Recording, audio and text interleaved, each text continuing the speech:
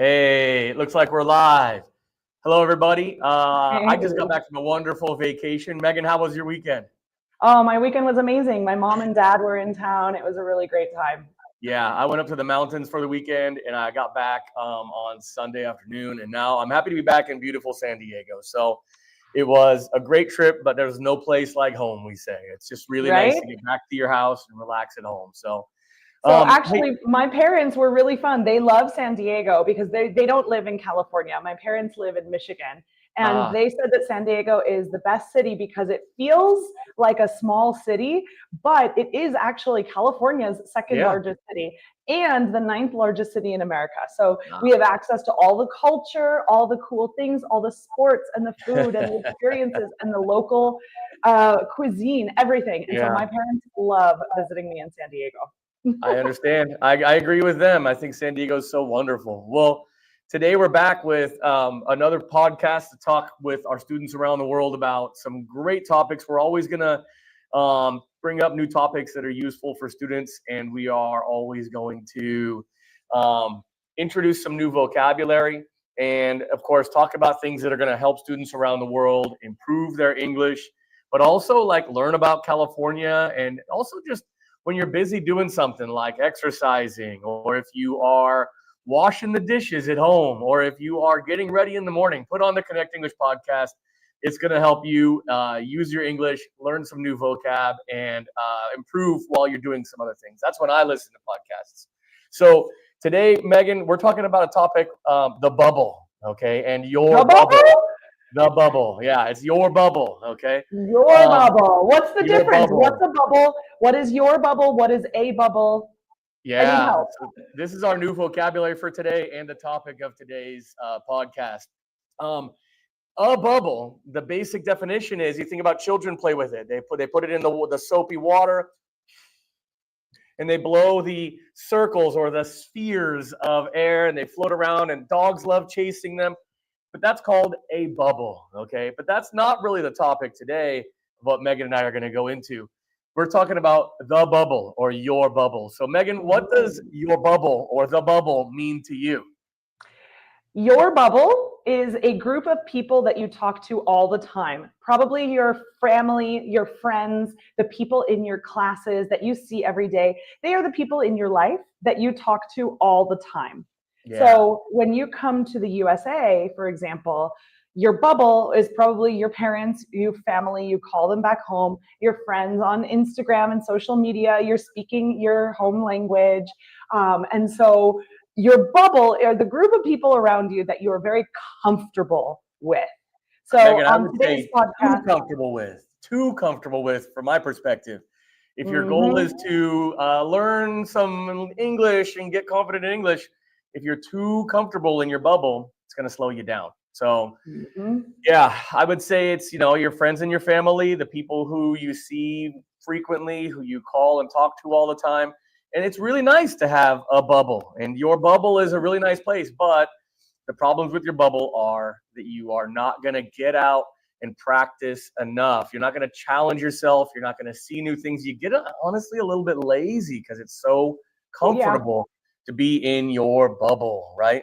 And so, So, if I can, one of the things I hear all the time at Connect English are students who, for example, are Brazilian students who only hang out and speak English with other Brazilian people. Maybe I will hear Brazilian grammar. Even when they're speaking English, they'll have Portuguese grammar mhm, because they're speaking English with other Portuguese speakers. And so they have Portuguese speakers even while they're speaking English. The yeah, same thing happens with our Arabic speaking students. I understand Arabic and speak Arabic, so I can hear when they are saying, for example, instead of saying, oh, in 2 weeks, I'm going to Los Angeles, they'll say after 2 weeks. They're speaking mm, English, but they're using Arabic grammar, and that's because they're yeah, speaking with their bubble, only with people that speak hmm, Arabic as a first language, and they're speaking English with other Arabic speakers. So they yeah, reinforce or they remember incorrect grammar because yep. they're only talking to people in their bubble. The same thing happens with our Brazilian students, like you were saying first, with speaking Portuguese. They often use Portuguese grammar structures in English, And so they say, for example, did you see Titanic yet? Or did you see Deadpool and Wolverine yet? And it should be not did you see, but have you seen it, right? They should be using present perfect, but because they're only speaking with Portuguese speakers, they're using Portuguese structures in English. So let's talk about how the bubble causes that, right? If you're only going to be hanging out with your good friends and your roommates, maybe who are all from your country when you come to the USA, you got to get out of your bubble and meet new people. And you've got to expand your bubble or get outside of your bubble in order to challenge yourself, to go out and do fresh things and have memorable experiences and get more confident, get more clear with your English. So, Nick, I have a question for you. Have you ever studied a language in another country? Yep. Yeah. Of course, I bring up Portuguese because I lived in Brazil. I lived there, let's just say, a long time ago. I lived in Brazil in So 2000. my question for you, who did you live with when you went to Brazil? I lived with other English speakers. I had an apartment with 3 other friends who were from the USA. And I think what you're getting at, Megan, I think what you're wanting me to talk about is the fact that in that apartment, when I lived in Brazil, we spoke English every day, all day. And so we really weren't improving our ability to speak Portuguese, even though for most of us who lived in that apartment, we wanted to be in Brazil to learn how to speak Portuguese. But because we were in our bubble, as we've talked about, our group of comfortable friends and people, we were in our bubble and we never really learned much Portuguese because we were always in that apartment together, okay? So what you got to do is, of course, you got to get out of your bubble. And Megan, I'll talk about yours in a moment. I finally, after a few months of living in Brazil, we made friends with more people from the neighborhood. We made friends at the schools where we were learning and working in order to become friends. We would go out and have dinner with some of these other people who could speak Portuguese with us. We expanded our social circle. We got out of our bubble. And at that point, all of us got better and better and better at speaking Portuguese because we got out of our bubble. Megan, tell me about your experience. You did it too, right? What happened? I have gone to Egypt twice, actually, to study Arabic language. And so the first time I went was with a school group. I was with a bunch of other Americans from my university. We were all living together. And of course, I was speaking English when I went home. Even though I'm living in Egypt, I'm speaking English at home with all of my American friends from university. So I was definitely experiencing a little culture shock. I felt homesick. I wanted to go home and see my family and friends. And I actually think that part of that is because I didn't make new friends in Egypt. I didn't make friends with the people that I was surrounded with all day, every day. And so just like you, after a couple of months studying Arabic, my Arabic's not improving that quickly. I started talking to the other teachers at school. Instead of talking with my American friends at the break, I would talk to the teachers in Arabic. Instead of talking to my friends and going only out to dinner with my friends, I would go out to dinner with the other students at the Arabic school who were from different countries. And one of the cool things, the second time I lived in Egypt, I was alone. So I just traveled to study Arabic in Egypt. It was really awesome. And the other students in my class were from different countries. So I had students from Russia, from China, and from the USA. But our common language was Arabic. So all of a sudden, I'm meeting people from China, from Russia. I don't speak Chinese. I don't speak Russian. So we had to communicate in Arabic. And so just making friends with the other international students at my school was actually a really great way for me to improve my Arabic, because you have to speak your common language.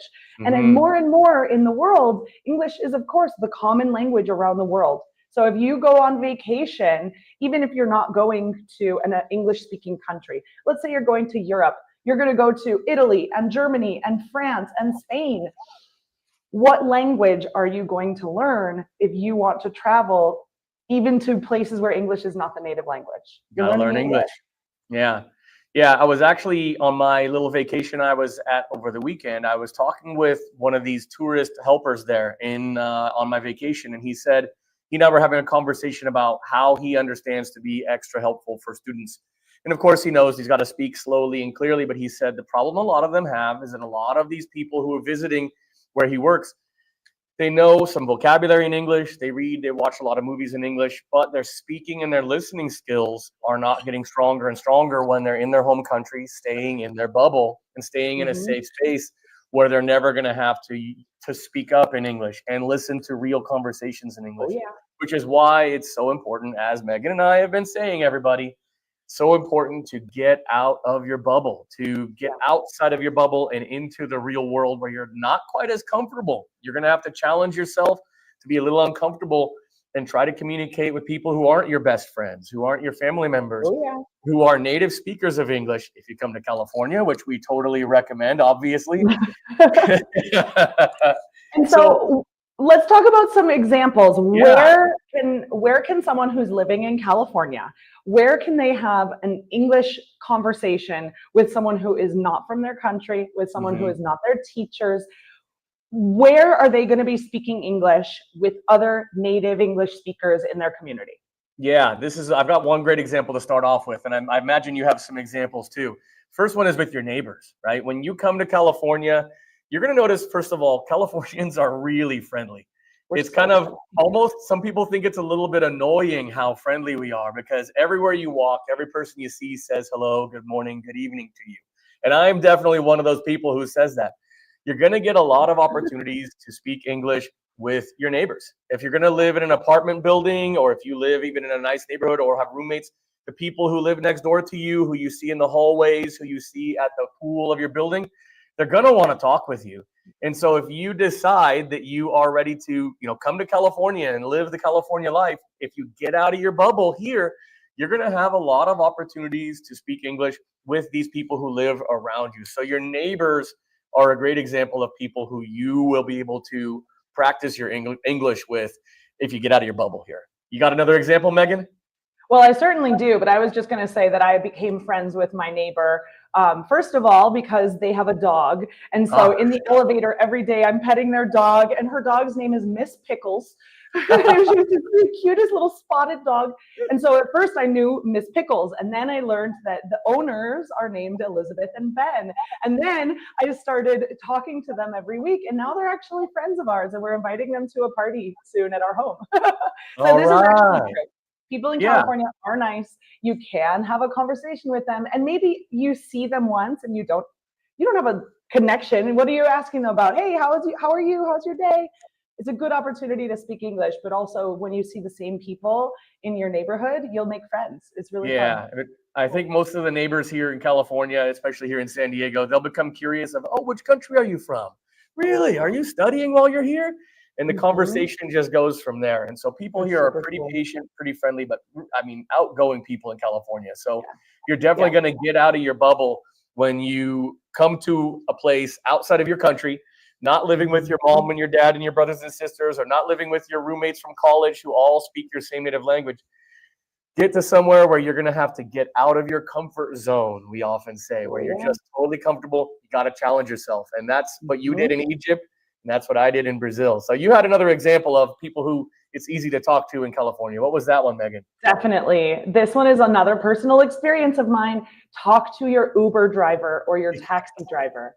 And so I have this great memory when I was in Egypt. The first time I really felt confident and strong with my Arabic, and I'm sure I made mistakes, but that wasn't the point. The point was that I felt good about myself. I was in a taxi, and I was talking to this taxi driver, and he was asking me, tell me, where are you from? We're just chit-chatting, right? Making small talk, asking basic questions. But I had a real conversation in Arabic with someone who wasn't my teacher, wasn't my classmates, and I felt so confident with myself after that. This is now almost 15 years ago, and I remember it. So I know that nowadays when you get into an Uber, it's really easy to just sit in the back of your car and scroll on your phone. But taxi drivers and Uber drivers are some of the nicest people. They are driving you in their car, And they are so happy to talk to people. So talk to them about, where are you going? What are you doing? Oh, you're going to a concert? Cool. Tell me about this music artist that you're listening to. It's a great opportunity to speak English with somebody who is there listening to you and who's going to respond back. So talk to your Uber driver. Don't just sit there scrolling on your phone. They want that 5-star review. They want that 5-star rating too, right? So if they're going to get that 5 stars from you when you ride with them in their Uber, they got to be friendly back, have good conversations with you. So those Uber drivers are a great way to use your English outside of your bubble. Okay. I got another one. I'm going to talk about this one because this one's close to my heart. When you go to college, of course, we love helping students go to college here in the USA, helping them get to that high level and get on to college, but you get a chance to talk with college counselors, right? College counselors can be a great example. They're very patient people. It's their job to talk with you and ask questions and make sure that you understand what college is all about, and make sure you can get confident to join, say, Grossmont College or Cal State San Marcos or some of these places. And so these counselors, whose job it is to listen and communicate clearly, they are great people to talk with, to get outside or get out of your bubble. So that's one I would suggest. For example, at Grossmont, we have our friend Brian Lamb over there, who has helped so many Connect English students. And we tell students, just go on into the office over there at Grossmont College, say, I need to talk with Brian Lamb. And the guy is an extremely clear speaker, very friendly, and he is definitely outside of your bubble. Sure. And so go talk to him, and he's going to help you make great choices and plans for your education too. So this one is also cool because literally tomorrow we are taking students up to the University of California, San Diego. We call it UCSD. We're taking students to this local university for a campus tour. And I think that we're going to be with a tour guide who's there to answer your questions and show you around the campus and talk about academic programs and the social life and the gym and the sports activities, just talk about everything at university. So it's a great chance to listen. But if you have those questions, not only talking to your college counselor, but even just the tour guide when you go on a tour guides. The tour guides are just regular students, right? So that can be challenging to communicate with regular students. But again, their job is to be good listeners, to answer your questions. That's a good way to get out of your bubble with somebody who's going to be extra patient with you and who wants to communicate with you about what it's like in, college life in the USA and the dormitory life in the USA. Megan, we got one more. We got to talk about, of course, the student community at Connect English, right? So the student community at Connect English is another great way to get out of your bubble. How would that work, Megan? Let's hear it. Oh my God, I could talk about this forever because our students are the best. We have students from about 40 different countries around the world. Your friends at Connect English will be from Asia, South America, Europe, Middle East, North Africa, from Brazil, like from all these countries, literally 40 different countries. And so your common language is English. And here's what I actually find really helpful. And this is something that you don't think about it. American culture is everywhere. I know that you have seen an American movie in English. We know this. But when you are talking to other second language learners, so someone else from a different country who's learning English, they have a different accent than you have learned your whole life. So let's use our example of a Portuguese speaker and an Arabic speaker. They are speaking to each other and they're not used to hearing the accent of somebody from a different country speaking English. So it improves your listening, not only because you're having a conversation with somebody in English, but also because you're hearing their foreign language accent coming through. So you're hearing their Portuguese accent, I'm hearing your Arabic accent, and our teacher has an American accent. And so it's your common language, you're speaking English with the other students, but hearing the different accents, the different pronunciations, this is going to be really helpful for anyone who has ever learned British English, American English, maybe they've heard Australian English. Maybe you studied English in your home country, but your teacher was not a native English speaker. Maybe they had an Arabic accent, a Chinese accent. They had an accent from their native language. And so getting out and actually coming to California, speaking with people from all over the world, working with our American and native English teachers, you're going to hear so many different accents and you are going to understand so much better because of this. So this is really important. Not only that, but in our classes, we're also teaching you through different types of media. You're going to be reading, of course, you're going to be writing, of course, but we're also going to teach you a little bit about American culture. And so when you listen to Beyonce's new country album, she's pronouncing those words a little bit differently. So we're going to help you understand Beyonce English and Lady Gaga English, right? It's not just from the other students. So really, I think this is the most important part.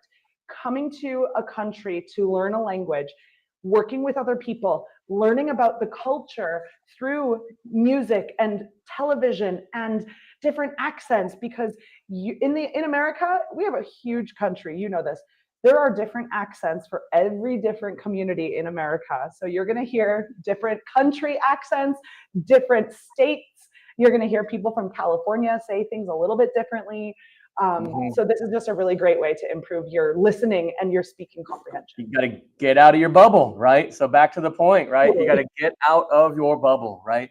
It's easy to slowly learn a little bit at a time in the comfort of your home and in your school, in your country. That's great. You're going to build some fundamentals, but you're really going to reach that high level of kind of survivability, where you're going to be able to survive in any situation using your English by coming to a country, immersing yourself in that country's language. And I suggest coming to California and immersing yourself in English. So get out of your bubble, everybody. Connect English will be happy to help you. So that's our vocabulary term today, the bubble, or we often say your bubble. So again, it doesn't necessarily mean the same thing as what children blow for. Not soapy water. Yeah, this is a slang term we use for when you surround yourself with people who make you a little bit too comfortable, and it slows down your learning. If you really want to have the learning experience that's going to change your life, you got to go and immerse yourself. You got to get out of the bubble and come to California. Contact us. We're here to help. And of course, if you have any questions about what you heard today, contact Connect English. We're on WhatsApp. We're on Instagram. We're on Facebook. We got email. You can call the campus. We're here to help everybody. And don't worry, if you call the school and you have questions and you're worried your English isn't good enough, Megan and I and our other team are extremely patient with students. And that's one way to get out of your bubble. Give us a call and we will help you make a great plan for your education. So Megan, anything you want to add today? I don't think so. I think we about covered it. So we are super excited. And thank you, Oscar. We appreciate you. That's our former student, Oscar. He's a great speaker of English now. You know why? He came to the USA and he learned in the USA with us. Thanks, Oscar. We appreciate that. That's awesome. Cool, guys. Well, get out there. Have a great week. Speak some English. And when you're ready for more, we're going to be here with another episode for our Connect to California podcast. All right. Make sure you like this. Write us a comment. Write us a review. Do what you can to help us out. If you enjoy these podcasts and these videos, say something about it. It helps us out a lot. Have a great day. Awesome. Bye.